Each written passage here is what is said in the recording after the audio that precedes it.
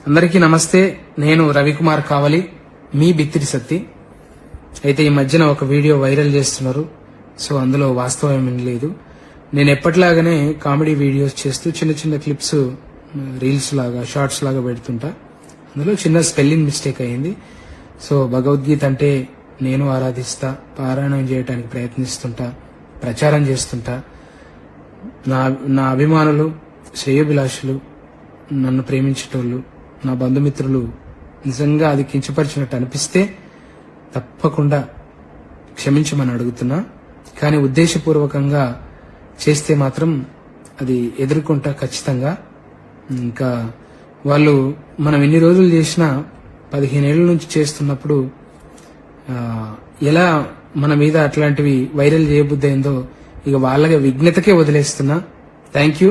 ఎప్పుడూ మిమ్మల్ని నవ్వించడానికి, మిమ్మల్ని హ్యాపీగా ఉంచడానికి నేను వీడియోలు తీస్తుంటాను. Thank you so much.